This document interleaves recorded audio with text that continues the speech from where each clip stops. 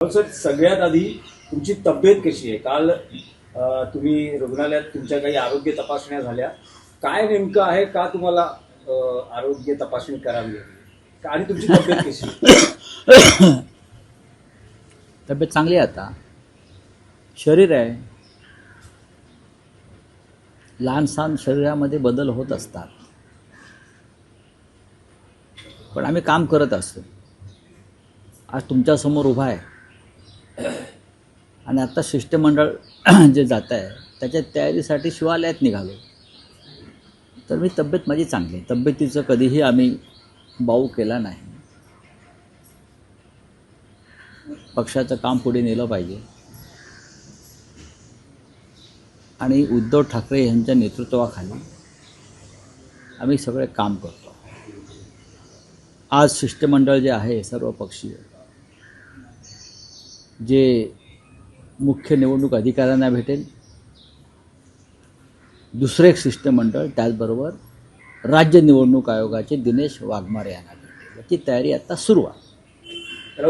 आज शिष्टमंडळ राज्य निवडणूक आयोगाला भेटतं आहे आणि जे आयुक्त आहेत, निवडणूक आयुक्त चोकलिंगम, ज्यांच्यावर विशेष जबाबदारी आहे, त्यांनाही तुम्ही त्यांची भेट घेत आहात.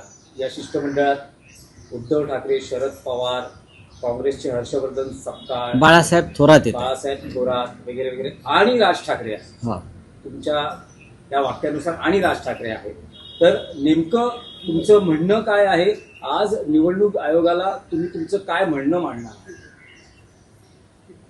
या देशातल्या निवडणुका सध्या गेल्या 10 वर्षापासून या देशातल्या निवडणुका आणि निवडणूक यंत्रणा म्हणजे फ्रॉड झालेलं आहे, फसवणूक झालेली आहे. महाराष्ट्रामध्ये आम्ही हा अनुभव घेतला, हरियाणामध्ये काँग्रेसनं अनुभव घेतला आणि लोकसभा निवडणुकीमध्ये किमान 40 ते 45 जागा चोरण्यात आला. नाहीतर भारतीय जनता पक्षाचं सरकार या देशात आलंच नसतं. लोकसभा आणि विधानसभा निवडणुकीच्या दरम्यान किमान 45 लाख मतं जी वाढली त्याचा हिशोब आयोग द्यायला तयार नाही. 2 दिवसापूर्वी नाशिकमध्ये सर्वपक्षीय मोर्चा निघाला. शिवसेना त्यात आघाडीवर होती. मुद्दा काय होता की नाशिकमध्ये 3.5 लाख मतं ही डुप्लिकेट आहेत. ही शोधून काढली आमच्या लोकांनी, शिवसेनेच्या.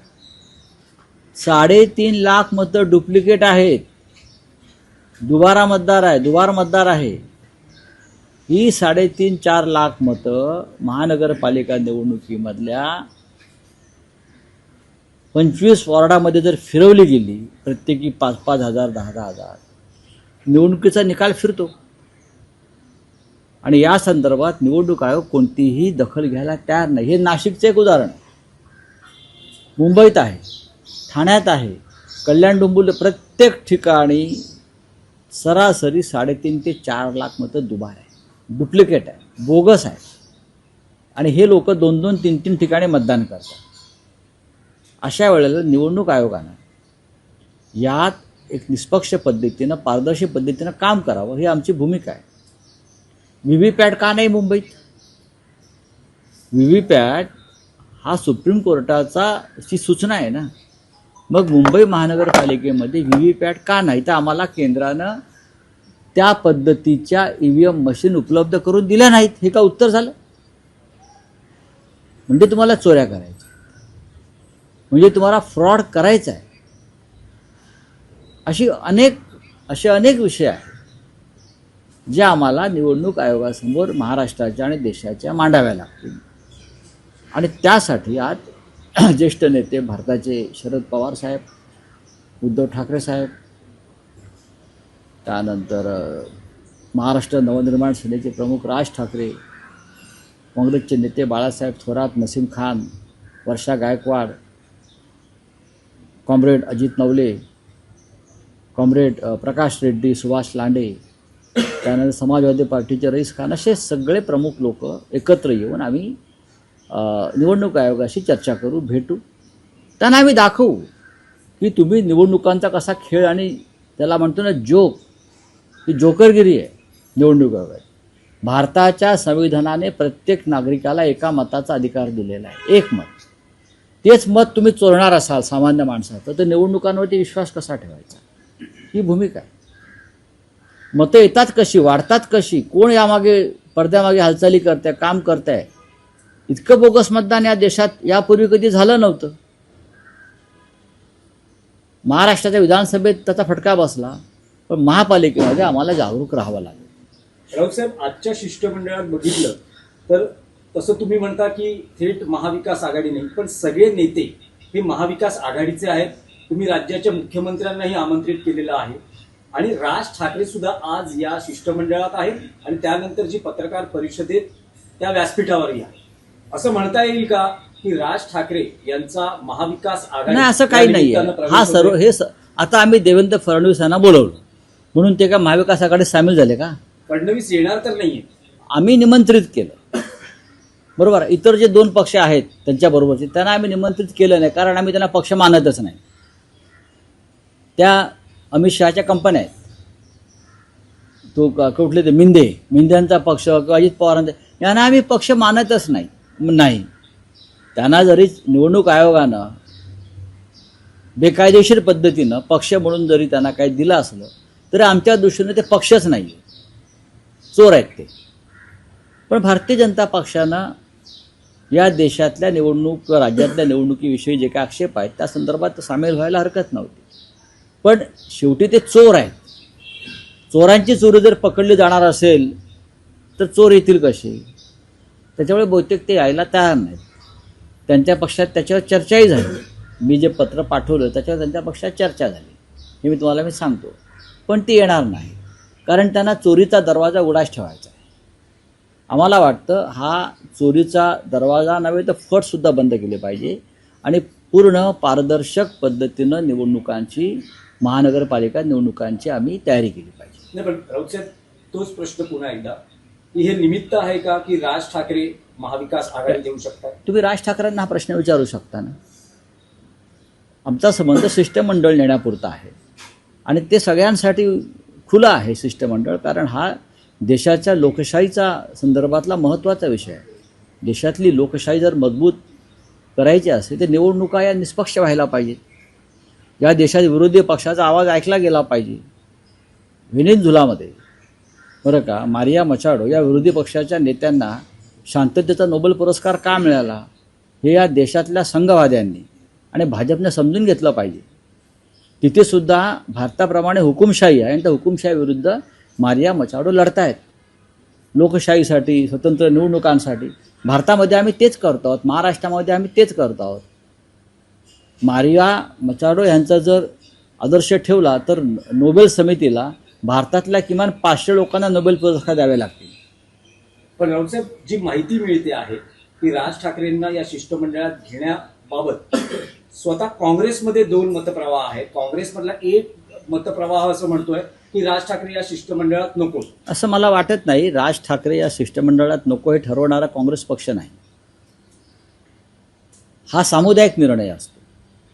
मुळात निवडणूक आयोगाकडे जाणारं शिष्टमंडळ हे एका पक्षाचं नसून ते सर्व पक्षीय आहे. ज्या अर्थी आम्ही भारतीय जनता पक्षाला बोलवलं आहे, समजा भारतीय जनता पक्षाचा एखादा नेता आला असता तर काँग्रेसनं बहिष्कार टाकला असता का? नाही. काँग्रेस पक्षामधल्या वरिष्ठ नेतृत्वाशी माझी काल चर्चा झाली. वेणुगोपालजींशी काल बोललो मी, रमेश चेन्नीथलांशी काल बोललो मी, खरगे साहेबांशी माझा काल संवाद झाला.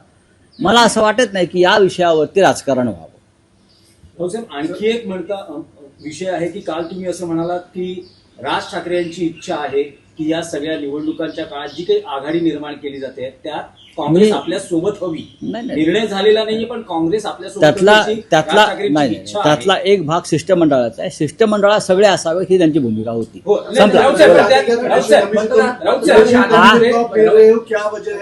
क्या आज इलेक्शन कमीशन जो है राज्य का और केंद्र का भी यहाँ एक प्रतिनिधि बैठते हैं, मुख्य निवडणूक अधिकारी, चीफ इलेक्शन ऑफिसर और राज्य का निवडणूक आयोग, दोनों को ऑल पार्टी डेलीगेशन मिल रहा है, जिसमें शरद पवार साहब है, उद्धव ठाकरे साहब है, राज ठाकरे जी है, कांग्रेस के नेता बाला साहेब थोरात जी है, हाँ, कम्युनिस्ट पार्टी के नेतागण है, समाजवादी पार्टी है, सभी लोग हैं। जिस तरह से इलेक्शन कमीशन महाराष्ट्र के विधानसभा में भी काम किया है, ये 40 लाख वोट बढ़ गया अचानक, 40-45 लाख अचानक, किसी को आता पता नहीं और कोई रिकॉर्ड देने को तैयार नहीं। अब लोकल बॉडीज के चुनाव में यही होने जा रहा है। तो हमारे पास जो आंकड़े हैं, एविडेंस है, उस बारे में हम उनसे बातचीत करेंगे। वीवीपैट क्यों नहीं है? मुंबई महानगर पालिका चुनाव में वीवीपैट की ज़रूरत है, लेकिन चुनाव आयोग कह रहा है कि हमारे पास उस तरह की ईवीएम मशीन केंद्र ने उपलब्ध नहीं करा दी है। उसका मतलब क्या है? अब वापस चोरी और डकैती करेंगे यहाँ वोटों की? हम जाकर चुनाव आयोग से सवाल पूछेंगे, बड़े बड़े नेता हैं, अपनी बात रखेंगे, बाद में प्रेस कॉन्फ्रेंस होगी, वहाँ भी हमारी बातें रखेंगे। तो जो मुद्दा पूरे देश में है, जो मुद्दा बिहार में है, जो मुद्दा हरियाणा में हुआ चुनाव आयोग का और वोटर लिस्ट का गड़बड़ी का, वही मुद्दा महाराष्ट्र में है। तो कांग्रेस को राज ठाकरे को लेकर मंच को लेकर कहीं ना कहीं अनबन दिखी देती है। मुझे नहीं लगता है कि सर कल भी घराघरा मोर्चा था, उसमें कांग्रेस नहीं बैठी हुई थी। इस बारे में क्या? देखिए, बात ऐसी है कि शिवसेना और मनसे तो एक साथ आए हैं, शिवसेना और मनसे एक साथ आए हैं बहुत से मुद्दे पर। जिसको हमारे साथ आना है उनका स्वागत है, नहीं आता है तो ठीक है, चलो थँक्यू। पण सर, मतदार याद्यांमध्ये आज घोळ पाहायला मिळाला आहे। इतर भाषांमधले मतदार याद्यांमध्ये नावं आहेत जी मराठीमध्ये नाहीत किंवा हिंदीमध्ये नाहीत, बंगाली भाषेत याद्या आलेल्या आहेत। त्यामुळे मनसेने सकाळपासून आवाज उचललेला आहे। हे सत्य आहे की हा मूळ मुद्दा तोच आहे, निवडणूक याद्यांतला घोटाळा आणि भ्रष्टाचार। मी जे आपल्याला सांगतोय की काल नाशिकमध्ये एक मोर्चा निघाला, निवेदन दिलं जिल्हाधिकारी आणि विभागीय आयुक्तांना। 3.5 ते 4 लाख मतं ही दुबार किंवा डुप्लिकेट आहे, त्यांचा काय आता पत्ताच नाही। आणि हे लोक मतदान करणार महानगरपालिकेत आणि निवडणुकीचे निकाल बदलणार। ऐसा